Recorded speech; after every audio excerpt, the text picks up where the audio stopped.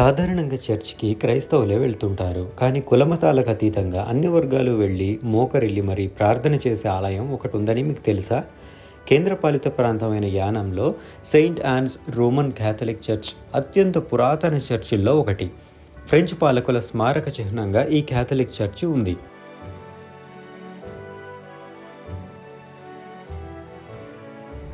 యానాం ప్రధానంగా ఫ్రెంచ్ వర్తకులు తమ యొక్క వర్తక స్థావరాలను ఇక్కడ ఏర్పాటు చేసుకోవడం జరిగింది. వారు ఏర్పాటు చేసుకున్నటువంటి ఆ వర్తక స్థావరాలలో ఉన్న ఫ్రెంచ్ జాతీయుల కోసం అక్కడ నుండి మిషనరీలు క్రమం తప్పకుండా వస్తూ ఉండేవారు. ఆ మిషనరీలు ఇక్కడున్నటువంటి కథోలికా విశ్వాసుల కోసం అని చెప్పి ఈ దేవాలయాన్ని నిర్మించడం జరిగింది.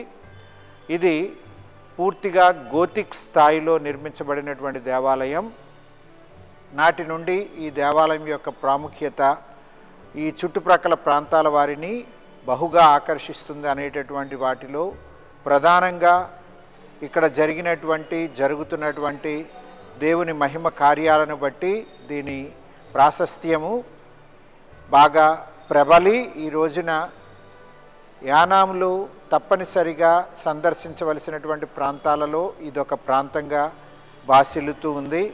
ఫ్రెంచ్ వర్తకుల ఫ్రెంచ్ ఎన్క్లేవ్గా యానాం ఉన్నందున 1750వ సంవత్సరంలో ఇక్కడ నీలిమందు కర్మాగారాన్ని నిర్మించారని, ఈ క్రమంలోనే ఫ్రెంచ్ వారు ఈ చర్చిని 1768లో నిర్మించారని అంటారు. అయితే అది తుఫాను కారణంగా కూలిపోగా ఫాదర్ మిషెల్ లెక్నామ్ 1846లో పూర్తి స్థాయిలో నిర్మాణం చేశారని చెప్తుంటారు. ఈ చర్చికి సంబంధించి చాలా నిర్మాణ అలంకార సామాగ్రి ఫ్రాన్స్ నుంచి తెప్పించారట. చర్చి నిర్మాణం యూరోపియన్ గోతిక్ శైలిలో నిర్మాణం చేపట్టడం కనిపిస్తుంది. ఆ సమయంలోనే ఒక బావిని తవ్వించి అదే నీటిని సేవించేవారు. ఆ బావి ఇప్పటికీ చెక్కు చెదరకుండా ఉండగా ప్రస్తుతం నీళ్లు చేదుకునేందుకు బావి వద్దకు వచ్చిన సమరయ స్త్రీతో తానిచ్చు జీవజలం గురించి యేసు చెబుతున్న వృత్తాంతం ఇక్కడ అద్భుతంగా చిత్రీకరించారు.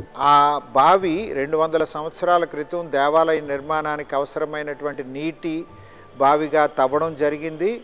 అదృష్టవశాత్తు యానాం ప్రజలకి చాలా కాలం, సుమారు 150 సంవత్సరాల కాలం పాటు అది మంచినీటి బావిగా దానిని ప్రజలందరూ వినియోగించుకోవడం జరిగింది. ఈ మధ్య కాలంలో అధునాతనమైనటువంటి వసతుల్లో మంచినీటి సదుపాయాలు అందుబాటులో ఉండడం వలన దీనిని పెద్దగా ఉపయోగించకపోవడం అనేటటువంటిది ఒక ఎత్తు అయితే, ఆ బావి తాలూకా ప్రాధాన్యతను కాపాడడానికని ప్రస్తుతం పనిచేస్తున్నటువంటి మిషనరీలు అక్కడ సమరియా స్త్రీ వృత్తాంతాన్ని, క్రీస్తు ప్రభువు సమరియా స్త్రీతో జీవజలాన్ని గురించినటువంటి వృత్తాంతాన్ని అక్కడ చక్కగా నిర్మించి చూపించడం జరుగుతూ ఉంది. ఈ బావి నుండి నీరు ఆర్ఓ ప్లాంట్కి పంపిస్తూ ఆర్ఓ ప్లాంట్ ద్వారా వచ్చినటువంటి మినరల్ వాటర్ని ఇప్పుడు ప్రస్తుతం భక్తులకు, పర్యాటకులకు, సాధారణ ప్రజలందరికీ అందుబాటులోకి తీసుకురావడం జరిగింది. దాని యొక్క ప్రాశస్త్యాన్ని ఈ విధంగా తిరిగి పునరుద్ధరించడాన్ని ఈ మధ్యకాలంలో చేసి ప్రజల యొక్క ఉపయోగార్థంగా ఉంచడం జరిగింది. ఈ చర్చి వెనుక భాగంలో కొండగుడి కూడా ఉంటుంది. దీని వెనుక ఆసక్తికరమైన స్టోరీ ఉంది. 1943 సంవత్సరంలో విలియం బి అగస్టస్ అనే ఒక ఓడ భారీ తుఫాను కారణంగా ఇసుక ద్వీపంలో కూరుకుపోయిందని, ఆ 1000 టన్నుల బరువున్న ఓడని కదిలించేందుకు మానవ శక్తిని ప్రయోగించి ఎన్ని ప్రయత్నాలు చేసినా ఫలించకపోవడంతో అక్కడే ఏడాది పాటు నిలిచిపోయిందని అంటారు. ఆ ఓడ గురించి మేరీ మాతని ఆరాధించడంతో అకస్మాత్తుగా ఆ ఓడ ఇసుక ద్వీపం నుంచి కదలడంతో యానాంలో కొండగుడిని నిర్మించారట. ఈ చర్చి వెనుక కొండగుడిలో కూడా ఈ ఇతివృత్తాన్ని పొందుపరిచారు. ప్రస్తుతం ఈ చర్చి పుదుచ్చేరి ప్రభుత్వ టూరిజంలో ముఖ్యమైన లొకేషన్గా ఉంది.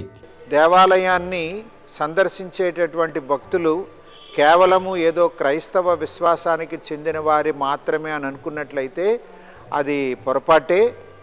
అన్ని విశ్వాసాలకు చెందినటువంటి వారు ఈ దేవాలయం పట్ల తమకున్నటువంటి భక్తి విశ్వాసాలను ప్రదర్శించడం జరుగుతూ ఉంది. అతి ప్రాచీన కాలం దై ఉండడంను, అన్ని మతాలకు, జాతులకు, తెగలకు చెందినటువంటి ప్రజలు అదే పనిగా ఈ యొక్క ప్రాంగణాన్ని సందర్శిస్తూ వారి యొక్క భక్తి విశ్వాసాలకు తగిన విధంగా దేవుని యొక్క దయకు వారు నోచుకోవడం అనేటటువంటి ప్రత్యక్ష సాక్ష్యము ఇక్కడ ప్రబలంగా ఉంది అనేటటువంటి చెప్పడం అతిశయోక్తి కాదు. చర్చి ఆవరణలో యేసు జీవించిన కాలంలో ఆయనతో నడిచిన 12 మంది శిష్యుల విగ్రహాలు చాలా సహజంగా కనిపిస్తూ ఉంటాయి.